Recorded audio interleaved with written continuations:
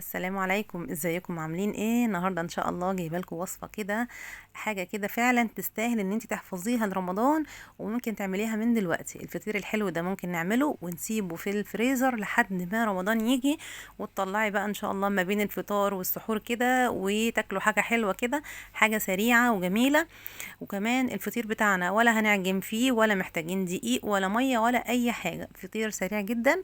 يلا بينا عشان نشوف عملناه ازاي وطريقته الحلوه دي وازاي يطلع مورق معانا كده. طبعا في البدايه خالص، في بدايه الفيديو، عندي لفه جلاش، هو ده السر بتاعنا النهارده.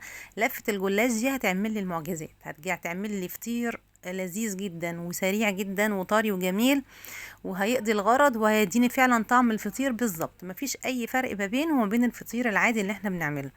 طبعا لفه الجلاش بدات ان انا اجيب منها ورقتين ورقتين كده، وسيحي بقى سمنة على النار، او لو عايزة سمنة وزيت مع بعض تمام، المهم يكون في مادة دهنية عندي. وبعد كده ببدأ ان انا كل ورقتين ادهنهم كويس جدا بالسمنة، ونبدأ بعد كده نطبق الورقتين على بعض كده، وندهن برضو من بره كده بالسمنة بتاعتي ونقفلها. لو عايزة الفطير بتاعتك على شكل مربعات اعمليها على شكل مربعات، انا عملت الفطاير كلها على شكل مستطيلات كده زي ما احنا شايفين.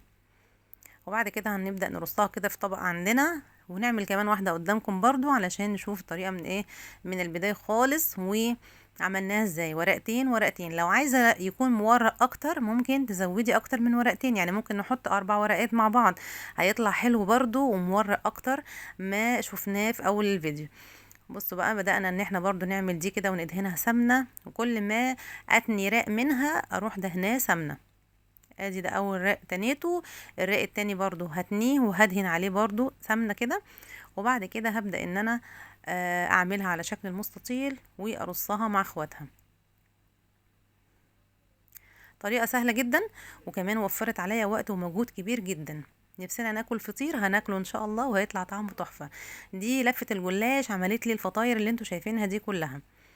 بعد كده هنجيب بقى كيس من اكياس التلاجة ونفتحه كده، وبعد كده نبدأ نرص كده 2 2 او 3 3 من الفطاير، ونبدأ ان احنا نقفل عليها الكيس البلاستيك ده. طبعا الاكياس دي اكياس تلاجة، اهم حاجة يكون ما بين كل رق والتاني في كيس علشان ما يلزقوش في بعض. وبعد كده هنجيب بقى علبة من علب التلاجة اللي بندخلها الفريزر، ونرص كده فيها الفطاير ونقفل عليها.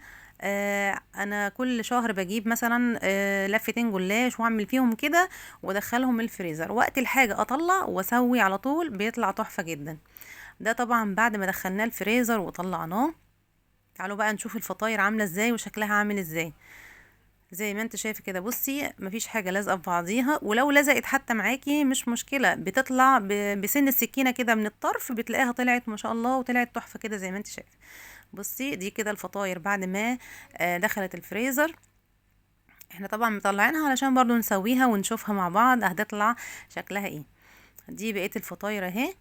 عايزه اقول لكم ان الكميه دي كلها لفه جلاش واحده. شوفي بقى لما تعملي لفتين او 3 هتطلع وترمي معاكي فطاير اكتر بكده، اكتر من كده بكتير يعني.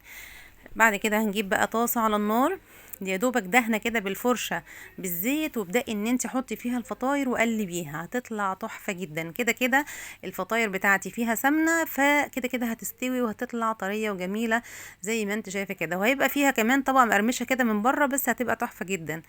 طيب الفطاير بتاعتي بقى هبدأ ان انا اديها طعم بكل واحدة كده، كل فطيرة احط عليها حوالي معلقتين كده من اللبن، وكمان عليهم سكر بودرة. هرش بقى رشة سكر بودرة كده من على الوش. طبعا انا بوزع اللبن هنا علشان تبدأ الفطاير تبقى طرية من كل الجوانب، يعني من الاطراف ومن النص وكده. وبدأت ان انا ارش كده السكر البودرة. طبعا لو عايزين عسل هيبقى حلو جدا وطعمه حلو قوي، هيبقى عامل زي اللي في الافران بالظبط.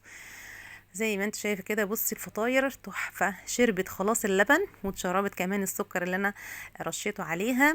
بصي بقى مورقه ازاي ما شاء الله من جوه وطريه، وغير كده انها كمان مقرمشه من بره يعني. عايزه اقول لكم فعلا فعلا طعم الفطير بالظبط، مفيش طعم مختلف تماما، هو الفطير اللي احنا كنا بنعجن فيه وبنعمله هو ده بالظبط. عايزه اقول لكم بقى ما شاء الله حاجه كده اقتصاديه فعلا، ووفرت معايا كتير وطعمها حلو جدا. ودي كانت وصفتنا النهاردة للفطير السريع، أتمنى يكون عجبكم. ما تنسوش بقى اللايك والاشتراك في القناة عشان يوصلكم كل جديد، والسلام عليكم.